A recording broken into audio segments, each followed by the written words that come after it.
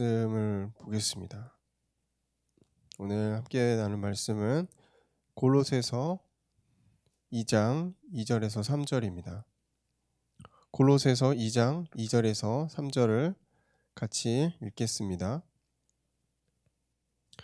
이는 그들로 마음의 위안을 받고 사랑 안에서 연합하여 확실한 이해의 모든 풍성함과 하나님의 비밀인 그리스도를 깨닫게 하려 함이니 그 안에는 지혜와 지식의 모든 보화가 감추어져 있느니라.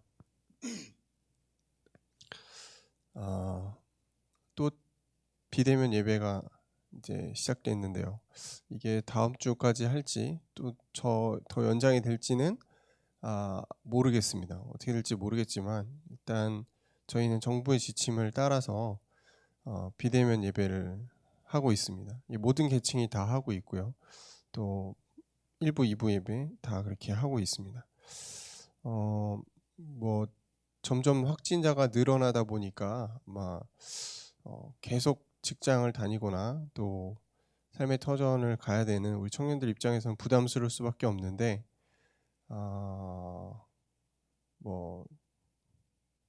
저번 주에도 얘기했지만 걸려도 괜찮고 안 걸리면 감사하고 뭐 이게 불특정 다수다 보니까 언제 어떻게 될지 모르잖아요. 뭐 이제 백신을 안 맞았기 때문에 더 불안하다 이럴 수도 있지만 모든 것은 하나님의 주권 안에 있죠. 생사화복 모든 것이 하나님의 권한 안에 있습니다. 그래서 여러분 작은 감기에 걸리는 것도 하나님이 허락하셔야 걸리는 겁니다. 그래서 너무 우리가 그 부분에 마음을 뺏기고 막 여론에 막 이렇게 왔다 갔다 하게 되면은 진짜 해야 될 일을 못 하죠. 제가 이번 주에 이제 그 설교를 준비하면서 약간 이제 재밌고 저 나름대로는 되게 재밌었던 또 흥미로웠던 어떤 영상을 보게 됐는데요. 이게 하나의 영상이 끝나는 게 아니고 이 시리즈별로 쭉 있는 건데 강철 부대라는 그 프로그램이에요. 어디서 하는 건지는 잘 모르겠는데 저도 이제 군대를 갔다 왔고 그래서 약간 흥미가 있었는데 이게 보니까 특수부대들 전역한 사람들을 불러다 놓고 서바이벌처럼 시켜가지고 최고의 부대를 뽑는 그런 거더라고요. 근데 거기서 막 여러 가지 부대가 나오는데 UDT라는 부대가 굉장히 저는 인상 깊게 왔어요. 물론 결국 이제 그 팀이 우승을 하긴 했는데 이렇게 쭉 보면서 굉장히 그 부대에 대한 자부심이 뛰어난 거예요. 물론 뭐 다른 부대들도 엄청 그게 있었어요. 뭐 미션을 하다가 막 탈락하거나 그러면 울더라고. 인터뷰 개인적으로 할 때 막 왜 우냐 그래 보니까 이렇게 막 져서 억울한 게 아니고 부대의 명예를 자기가 실추시켰다는 거예요. 대단하죠. 그 자부심이 엄청난데 이 UDT라는 부대에서 육모모 씨가 이런 표현을 썼어요. 저희는 이번 미션에서 압도적으로 이기겠습니다. 압도적 1위를 하겠다는 거예요. 실제 그 팀이 진짜 압도적으로 1등을 했어요. 그걸 보면서 진짜 그 부대에 대한 자부심이 엄청나구나. 결국은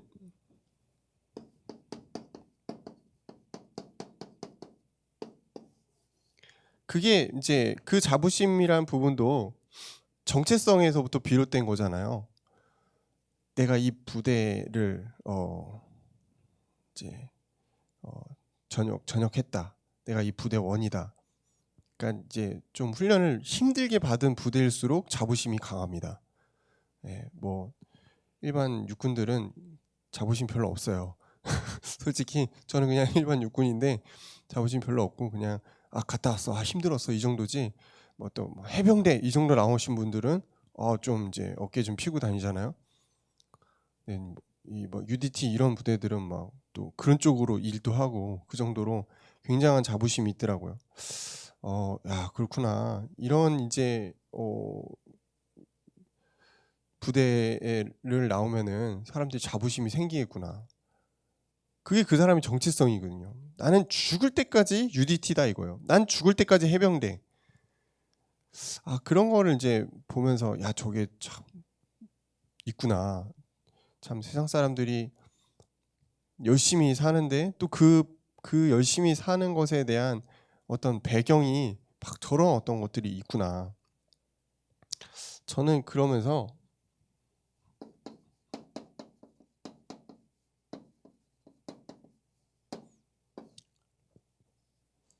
우리 하나님의 자녀 렘넌트는 어떠한 정체성을 갖고 있나? 뭐 다 알고 있겠죠. 뭐 우리 하나님의 자녀, 복의 근원, 렘넌트 뭐 이렇게 알고 있는데 실제 그게 자부심이 느껴질 만큼 정말 막 UDT 막 707 이런 사람들처럼 자부심이 느껴질 만큼 우리에게 정체성으로 와 있을까? 그 생각을 해봤어요. 아닌 분도 있겠고 그 정도로 막 진짜 나 렘넌트야 막 이런 자부심이 있는 사람도 있겠죠. 이 렘넌트의 정체성은 결국 영성과 실력이 합해지면은 이 자부심과 어떤 정체성이 생기는 것 같아요. 여기서 이제 뭐 실력이라고 할 때 뭐 능력이겠죠.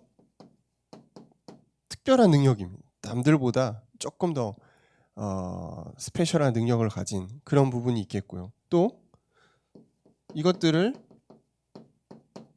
지속해 나가는 그런 힘이 실력이겠죠. 그러면서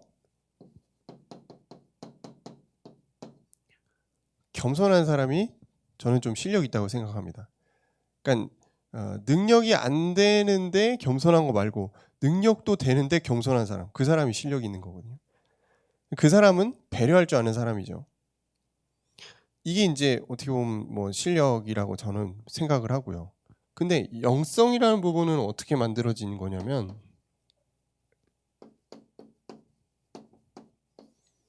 하나님이 주신 은혜가 있을 때 그 사람에게 영성이 있습니다. 은혜를 다른 말로 하면 또 뭐 믿음이라고도 표현할 수 있겠죠. 이 은혜가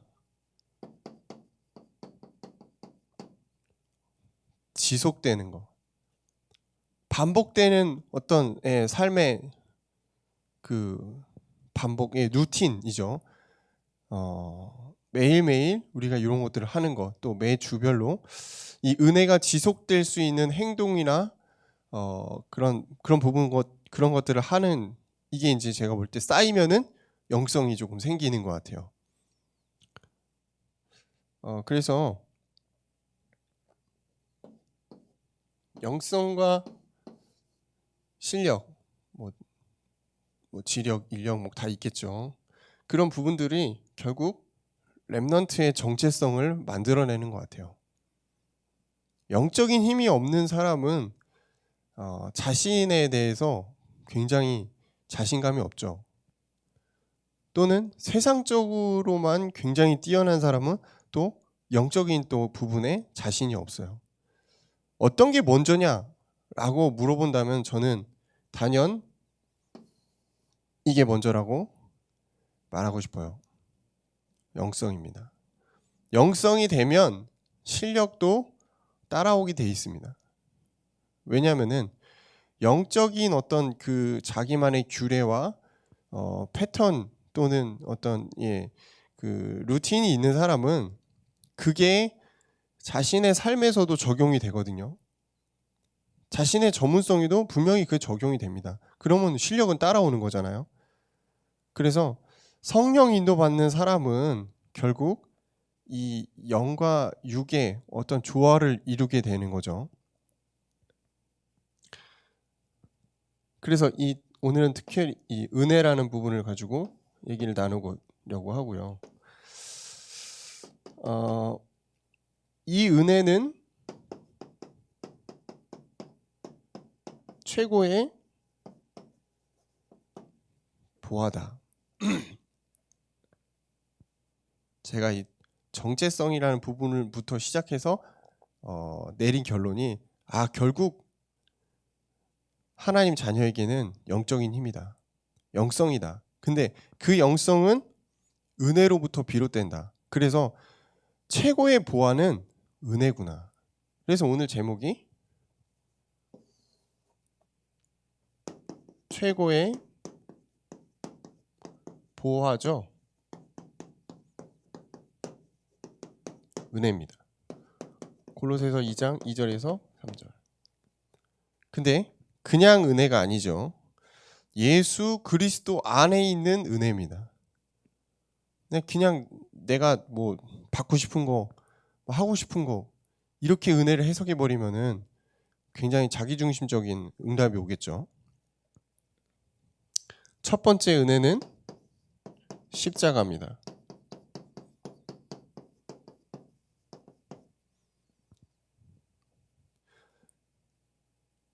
십자가를 우리가 생각할 때 그냥 무감각하다. 그냥 뭐 알고 있는 지식 수준으로 그냥 받아들이고 있다면은 은혜 받기가 어렵죠. 근데 십자가를 우리가 생각하고 볼 때마다 예수님을 생각하게 되고, 또는 뭐 어떤 분들은 마음이 막 뜨거워지기도 하고, 막 이런지 정말 하나님께 더 가까이 가고 싶어 하는 그런 부분들이 올 수가 있어요. 그때 이제 우리가 은혜라는 부분들을 체험합니다. 복음을 뭐라고 설명할 수 있을까? 뭐 엄청 많잖아요. 뭐 신학적으로도 굉장히 복잡하고. 근데 한 단어로 한번 설명해 보라 그러면 저는 이렇게 얘기할 것 같아요.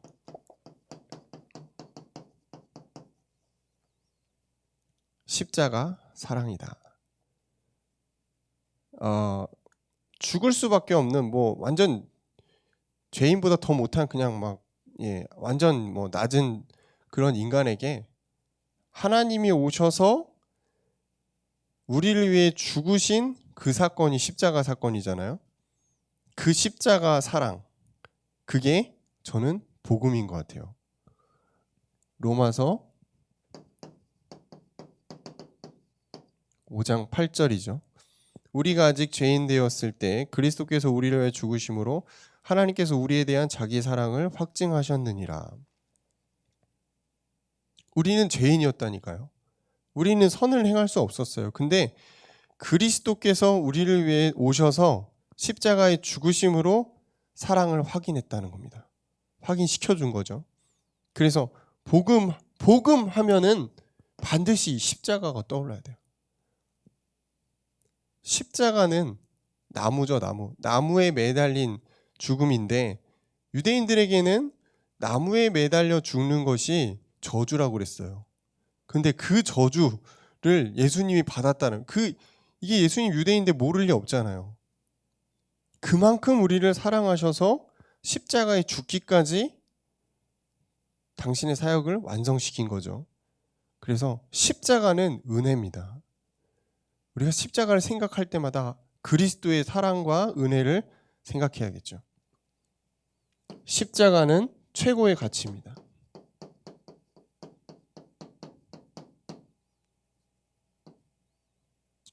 뭐 그렇습니다. 우리가 뭐 어린 아이부터 지금 거의 장년에 가까운 청년까지 오다 보니까 뭐 여러 가지 가치들이 생기잖아요. 나이가 어릴 때는 어린 그 가치가 있고, 지금은 여러분 나이 때 또 여러분의 나이에 맞는 가치들이 있겠죠. 근데 그 중에서도 우리에게 최고의 가치가 뭘까? 십자가의 구원입니다. 예수 그리스도께서 우리를 위해 십자가에 죽으신 그 구원과 사랑, 이게 우리에게는 최고의 가치가 되는 겁니다. 바울은 이렇게 고백했어요. 고린도전서 2장 2절. 내가 너희 중에서 예수 그리스도와 그가 십자가에 못 박히신 것 외에는 아무것도 알지 아니하기로 작정하였노라 이랬거든요. 바울이 얼마나 똑똑한 사람이에요. 얼마나 대단한 사람이에요. 근데 그 사람이 예수 그리스도 십자가 외에는 내가 알 필요도 없고 알고 싶지도 않다라고 표현한 겁니다. 최고의 가치를 이미 바울은 발견을 했다는 거예요. 뭐 저처럼 조금 덜 배우고 덜 가진 사람들이 이게 최고의 가치입니다 라고 하면은 조금 못 믿어온데, 바울이 바울처럼 진짜 다 가지고 다 배운 사람이 최고의 가치를 예수 그리스도입니다, 십자가입니다 이러니까 조금 믿음이 가더라고요. 우리에게도 마찬가지인 것 같아요. 세상에 부귀영화 뭐 좋은 거 다 갖다 줘도 예수 그리스도의 십자가의 구원이 없으면 우리는 아무것도 아니거든요. 그래서 십자가의 구원은 우리에게 최고의 가치가 됩니다. 또 예수 그리스도의 피 흘리심, 이 피는 우리를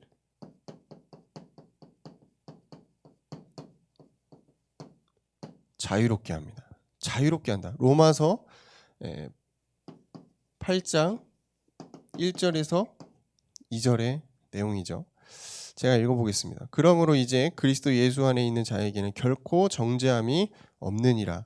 그리스도 예수 안에 있는 생명의 성령의 법이 죄와 사망의 법에서 너희를 해방하였음이라. 이런 이제 구절이죠.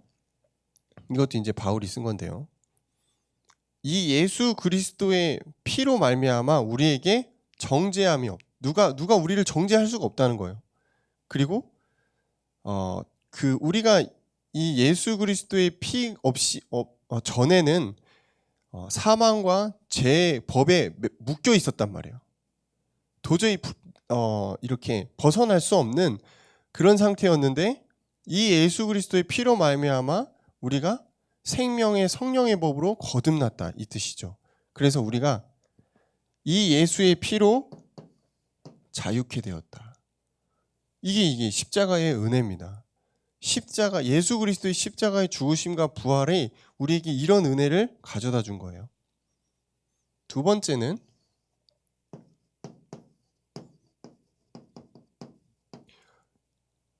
이 예수 그리스도를 알게 된 은혜입니다. 이 예수 그리스도, 특히 이제 그리스도란 단어를 보고 봤을 때 기름 부음 받은 자죠. 선지자, 제사장, 왕에게만 주었던 그 기름 부음이 우리 삶에서 깨달아지고 누려지고 있다는 것은 굉장히 큰 은혜입니다. 그래서 첫 번째,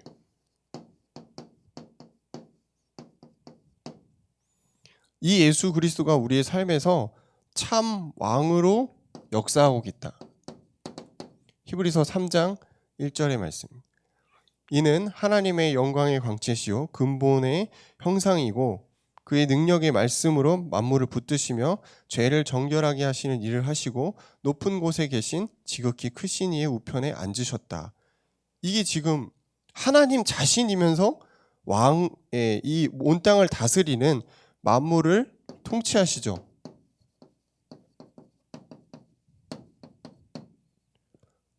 왕이 주로 하는 일이 뭘까요? 나라를 통치하고 다스리는 일을 주로 합니다. 그래서 만물을 통치하고 다스리시는 그리스도 대신 왕적인 능력이 우리 삶에서 체험된다. 그리고 사탄, 흑암, 저주, 재앙 이 모든 것들을 왕적인 그리스도가 꺾으시는 겁니다. 우리가 이거를 우리 현장에서 어떻게 알 수 있을까요? 기도하면 알게 됩니다.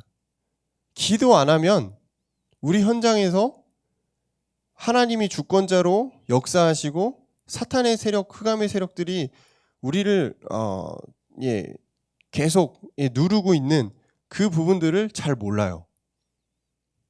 말씀 인도 잘 못 받으면 은혜 못 받은 상태에서 우리 현장을 가면 기도 안 된 상태에서 현장에 있으면 우리는 그냥 이제 사탄의 밥이 되는 거죠.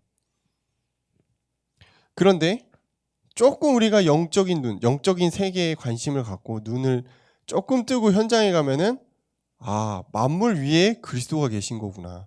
만물을 그리스도가 통치하고 계신 거구나. 왕적인 능력과 힘을 행사하고 계시구나. 이것들을 우리가 현장에서 알게 됩니다. 두 번째 은혜는 참 선지자 대신 그리스도의 능력을 우리 삶에서 체험하는 거죠. 히브리서 4장 12절을 보면 하나님 말씀은 살아있고 활력이 있어 좌우의 날선 어떤 것보다 예리하며 혼과 영과 및 관절과 골수를 찔러 쪼개기까지 하며 또 마음의 생각과 뜻을 판단하신다. 이런 구절이 있죠. 선지자 대신 예수 그리스도께서 우리를 말씀으로 인도하십니다. 또 말씀으로 우리를 치유하시죠. 선지자는 하나님의 대리자였어요. 그래서 하나님의 말씀을 직접 듣고 백성들에게 전달하는 그런 대리자 역할을 했죠. 지금은 직접 하나님이 우리에게 말씀으로 오셔서 우리를 인도하시는 겁니다. 그래서 우리 청년들이 성경의 말씀을 잘 알고 있어야 돼요. 성경의 말씀을 통해서 우리의 삶을 인도함 받아야 됩니다. 그러니까 강단이나 하나님의 말씀과 전혀 상관없는 한 주를 살게 되면은 힘든 거죠. 왜? 인도를 못 받으니까. 하나님의 자녀가 하나님의 인도를 받아야 되는데 그게 안 되면은 뭐 내 힘으로 살아가는 거죠. 힘든 거죠. 세 번째 그리스도의 은혜는 참 제사장입니다. 히브리서 4장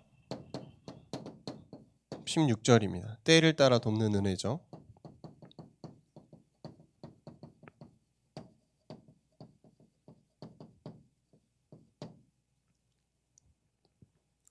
너무나 많이 했던 구절이기 때문에 읽지는 않겠습니다.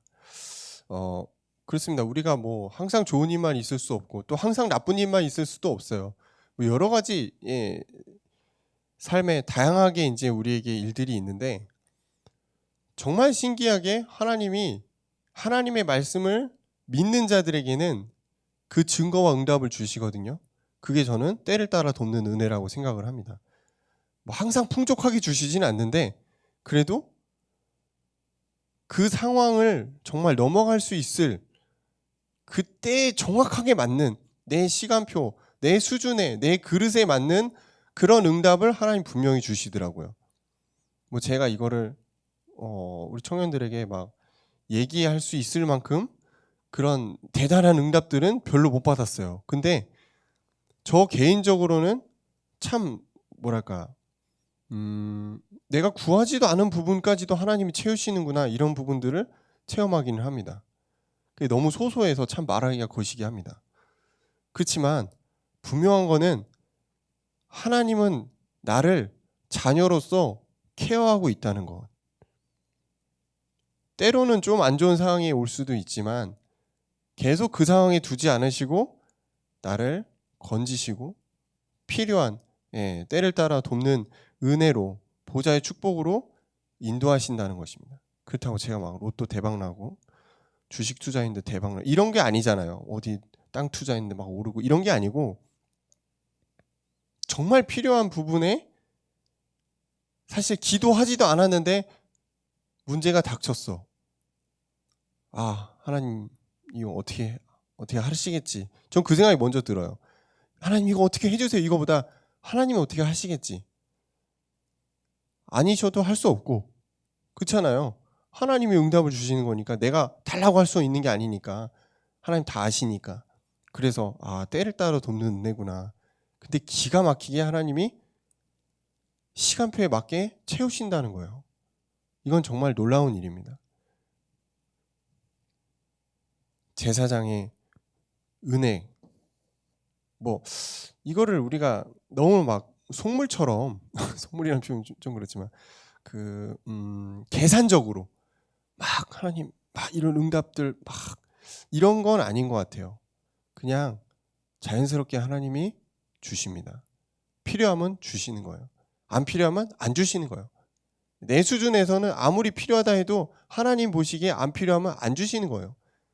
그래서 우리가 말씀을 너무 편협되게 받지 않았으면 좋겠어요. 영적인 축복이 있고 육신의 축복이 있죠. 그리고 우리 마음에 정서적인 축복들이 있습니다. 골고루. 그래서 우리 삶에서 참 왕, 참 선지자, 참 제사장의 그 그리스도의 능력이 우리에게 은혜로 다가오는 것이 저는 참 중요한 것 같아요. 세 번째는 참 지식, 보아,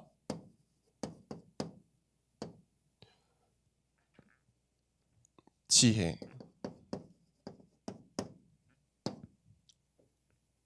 우리 성경 이 본문의 말씀이잖아요. 지혜와 지식이 모든 보아가 감추어져 있다. 어디에 감춰져 있다는 거죠? 예수 그리스도 안에 감춰져 있다는 것입니다.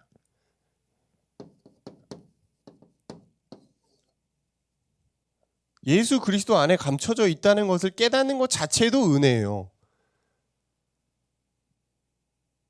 참 이게 은혜라는 부분을 이게 한 단어로 설명하기 참 어려운 것 같아요. 모든 것이 은혜니까. 하나님 우리를 깨닫게 하시는 모든 것들이 은혜입니다. 문제가 와서 내가 어려움에 닥쳐도 그 속에서 우리가 하나님의 뜻을 깨달으면 그것도 은혜죠.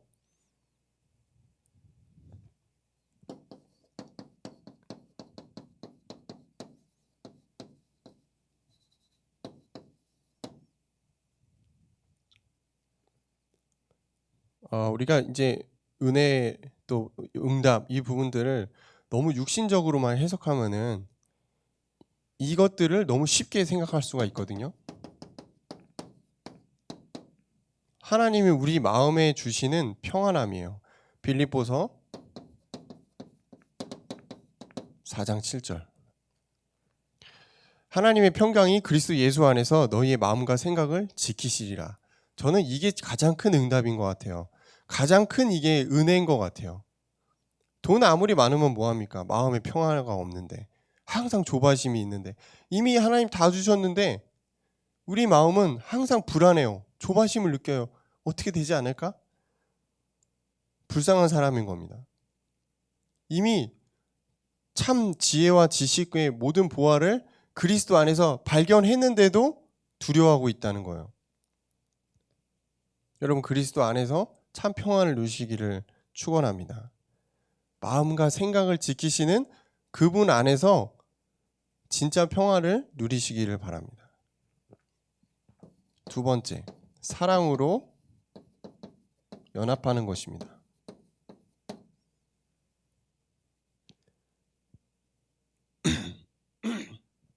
우리에게 주신 복음 공동체. 초대교회는 이걸 잘 누렸거든요. 우리에게 은혜가 오면은 뭐가 중요한지 알게 됩니다.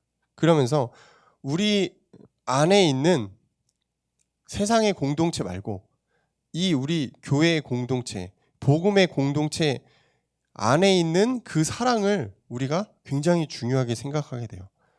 함께 하나님의 나라를 꿈꾸며 하나님의 나라를 확장할 주의 자녀들, 지체들, 이 연합이죠. 이게 우리에게 큰 힘이 되고 은혜가 됩니다. 그러면서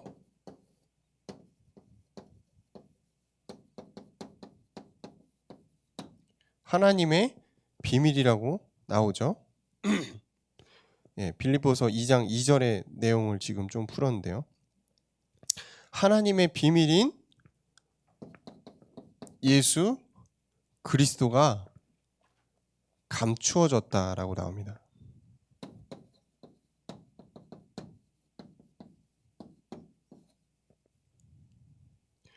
선지자 제사장 왕 대신 그분의 능력이 감추어졌다. 그러면은 비밀이니까 감추어진 게 당연하죠. 이 감추어진 것을 알아내는 사람, 그 능력을 계속 쓰는 사람은 이제 뭘 아는 거죠. 대단한 사람인 거죠. 근데 이게 계속 감춰진 게 아닙니다. 하나님의 자녀에게는 드러나게 돼 있거든요. 하나님의 말씀을 사모하고 하나님과 기도로 소통하고 하나님의 관심, 마음이 현장에 있는 사람은 하나님의 감추어진 비밀을 발견하게 됩니다. 그때 선지자, 제사장, 왕의 그 능력과 축복이 우리 삶에서 막 쏟아지게 됩니다.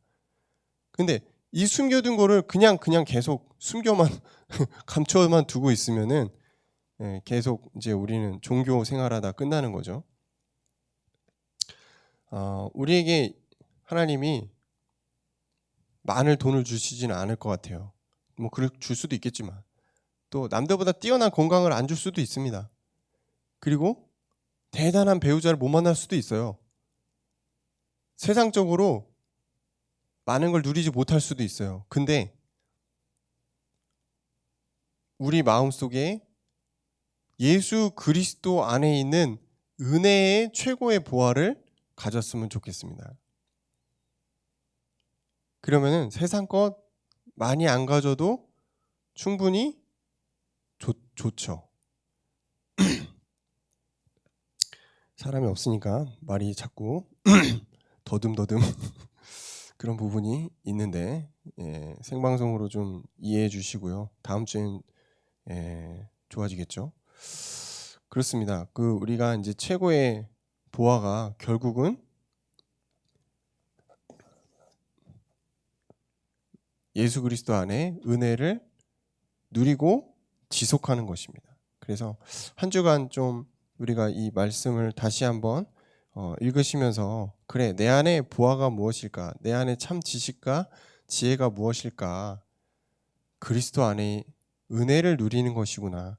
그런 결론을 내시고 또 한 주간 참 왕 되시고 제사장 되시고 선지자 되신 그분의 능력을 마음껏 누리시는 한 주간 되시기를 주의 이름으로 축원합니다. 기도하겠습니다. 감사합니다, 주님.